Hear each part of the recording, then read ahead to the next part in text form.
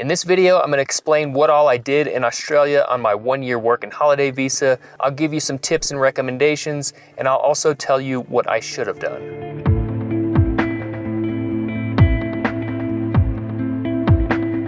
So I left for Australia in early December of 2015, really only a couple months after my northbound Appalachian Trail thru hike, and then I returned back to the US and it was late 2016, so it's like just before New Year's of 2016. So in total, it was about 13 months that I spent in Australia and New Zealand, 11 months in Australia, and about 6 weeks in New Zealand. Now, before we get into it, I just want to mention that Australia is very far away.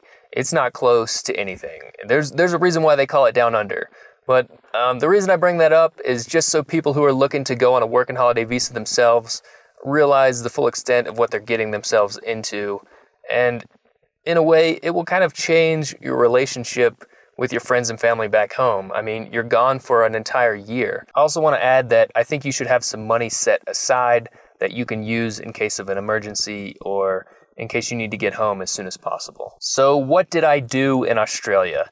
Well, for this part, I think I'll bring up the map of Australia and I'll explain the route that I took throughout my entire time there. I actually flew into Brisbane, traveled around with my brother and his girlfriend for a bit, but quickly made my way down to Sydney, which is where I lived and worked for 6 months. When I was in Sydney, I got a 6-month contract position as a video editor, and I also lived in a 2-bedroom apartment with 10 other people. So I was definitely in a money-saving mode for these 6 months. I didn't go out drinking or blow money on dumb shit, but I was able to explore some really cool areas close to Sydney in my off time. Some of those places were Blue Mountains National Park. Spent a lot of time there. It's probably my favorite park in Australia. I also went to Royal National Park, did the coastal track there, and also went to the Australian Capital Territory and down to the Snowy Mountains and climbed the tallest mountain in Australia known as Mount Kosciuszko. Also made my way up north to Newcastle and visited multiple beautiful beaches in and around this region of Australia. There's really no short supply of beautiful beaches in Australia. After my work contract was up, I had saved enough money to travel around Australia for 6 months, and that's exactly what I did. I first went down to Melbourne and met back up with my brother, and together we drove along the Great Ocean Road, and I also visited Phillip Island to see some koalas and watch the penguin parade. Then I headed off by myself, going west to Port Lincoln in South Australia, where I went cage diving with great white sharks. I then headed north to the Red Centre in the Northern Territory and visited Uluru, Kings Canyon, Catachuta, and also walked the 223-kilometer Larapinta Trail from Mount Sonder to Alice Springs. Beautiful little trail, by the way. After that walk, I took a bus further north to Darwin and unknowingly swam with a crocodile in Litchfield National Park. While in that region, I also visited the massive and beautiful Kakadu National Park.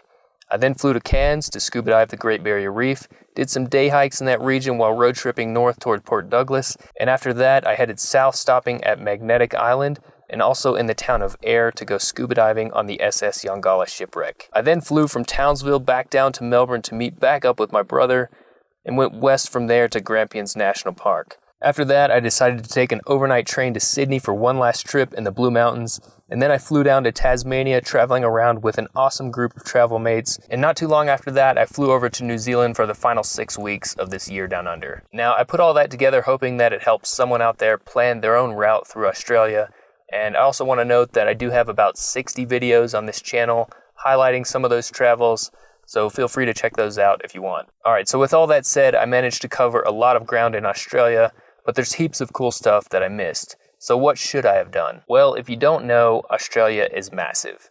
And I did manage to make it to 7 of the 8 states in Australia, but I did miss the largest one, which is Western Australia.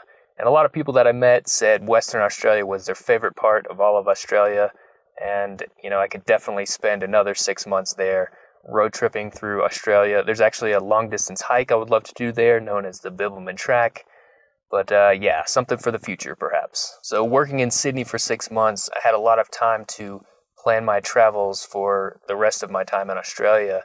And doing that, I pre-purchased a lot of plane tickets and bus tickets, things like that. And looking back, I kind of wish I would have had more of a tentative travel itinerary. So maybe that's something you can do when you're planning your trip through there. It just kind of was annoying for me. I'd meet some really cool people that I wish I could have spent more time with, but had already bought a plane ticket, so I was, off rather than spending more time with them. So maybe that's a travel tip for you. Another thing that I wish I would have done down there is buy a car. I think it would have allowed me to see a lot more unique places or hard to get to places. And I think as long as you have travel mates with you that are willing to split fuel costs with you, you're really not spending much more money than you would be if you're, buying bus tickets or trying to hitchhike, those kind of things. The only thing is it is definitely more of a risky thing because the car could obviously break down, could lose a lot of money, but the payoff is higher because at the end of the trip, you could just sell the car. And thanks to social media, it's really easy to meet people that are looking to ride share with somebody or get from point A to point B. So yeah, I definitely think buying a car in Australia is something to consider. I also wish I would have picked up one of those Lonely Planet guidebooks when I was in Australia. I did pick one up for Tasmania, and that was the first time I had used one, and I found it to be really helpful. So I wish I had one in Australia. I think that they really are helpful for finding like hidden places or just giving you good information. They're extremely well written, and I think they're very thorough. So definitely worth picking one of those up if you're going down to Australia. There's also a couple things that I wish I would have done while I was in Australia. So I wish I would have gotten on a sailboat when I was in Sydney, specifically Sydney Harbor. And I wish I would have tried to surf a little more. I mean, I kind of did when I first got there, but I should have gave it a second chance. These are just a couple things that I'm personally interested in learning how to do, and being in Australia, it was the perfect place to learn how to do them, but for whatever reason, I was just never able to make those happen. So before you go to Australia, I think that you should make a list of places you want to go, things you want to do, all that kind of stuff, and really think about how and when you're going to make that stuff happen. Last thing I want to say is just to be cool to people. Try to be a good representative for your country. You're going to meet people in Australia from all over the world, especially if you're in with the backpacking community and hostels and things like that. But people will kind of say things if they find out you're an American like I will. Especially for me, I was there in 2016. There was an election going on. The world was just getting introduced to Donald Trump. So everybody was kind of taking cheap shots at you. And I think it's good to just learn how to take those on the cheek and just roll with it. Just try to be cool to people, follow your instinct, and have a good time. I hope this video was helpful to someone out there about to go down to Australia. And I also want to note that I do have 2 other informational vlog style videos on this topic. The first of which is sort of what is an Australian work and holiday visa. It explains how you can obtain one, how to apply for it, and who's eligible for it. And the second one is just where I go through what I brought with me down to Australia. It's sort of like one of those what's in my pack videos. So definitely feel free to check those out if you want. Hit that like button if you enjoyed this video, and we'll see you next time.